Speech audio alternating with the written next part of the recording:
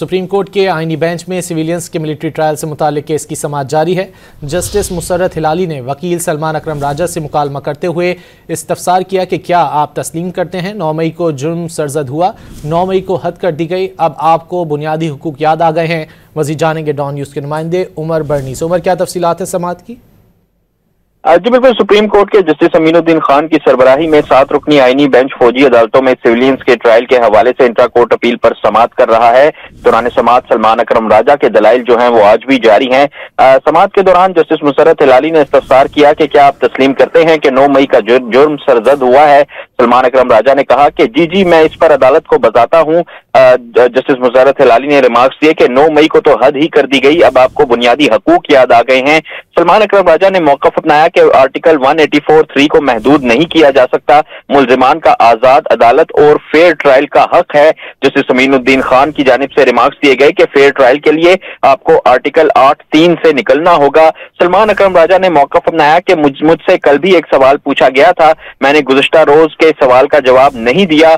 Army से मुतल्लिक कानून साजी 2015 और फिर 2017 में हुई। APS वाले आज भी इंसाफ के लिए दरबदर भटक रहे हैं। जस्टिस नईम अख्तर अफगान ने रिमार्क्स दिए कि मेरा इशारा आर्मी चीफ की तौसीक की कानून की तरफ था। जस्टिस मुसर्रत हिलाली ने रिमार्क्स दिए कि आर्मी पब्लिक स्कूल के 6 मुजरिमान को फांसी हो गई थी। जस्टिस हसन अजहर रिजवी ने कहा कि फौज में एक इंजीनियरिंग कोर होती है, फौज में एक मेडिकल कोर भी होती है। दोनों कोर में माहिर इंजीनियर्स और डॉक्टर्स होते हैं। क्या फौज में अब जुडिशल कोर भी बना दी जाए? जस्टिस जमाल खान मंदोखेल की जानिब से कहा गया कि मुसल्लह अफवाज की जो जैक ब्रांच है वो अलग है।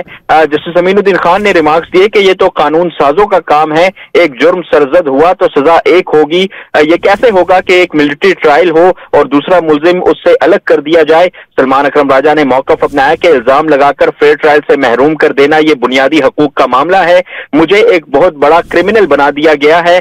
मुझ पर रेंजर्स एहलकारों के कत्ल की बानी PTI के साथ साजिश का इल्जाम है। सलमान अकरम राजा ने मजीद कहा कि अगर कानून की शिकें बहाल होती हैं तो मुझे एक कर्नल के सामने पेश होना पड़ेगा। जस्टिस मोहम्मद अली मजहर ने रिमार्क्स दिए कि आपके खिलाफ FIR में इंसदाद दहशतगर्दी के सेक्शन लगे हुए हैं। क्या जस्टिस अमीनुद्दीन खान ने इस्तफसार किया कि क्या आपकी मिलिट्री कस्टडी मांगी गई है, जिस पर सलमान अकरम राजा ने कहा कि मेरे केस को छोड़ दें, निजाम यह है कि इल्जाम लगाकर मिलिट्री ट्रायल की तरफ ले जाओ। जस्टिस जमाल खान मंदोखेल ने रिमार्क्स दिए कि आप मफरूजों पर ना जाएं। इस वक्त भी सुप्रीम कोर्ट में समाअत जो है वो जारी है और सलमान अकरम राजा अदालती सवालात के जवाबात दे रहे हैं। जी बहुत शुक्रिया उमर बर्नी इन तफसीलात के लिए।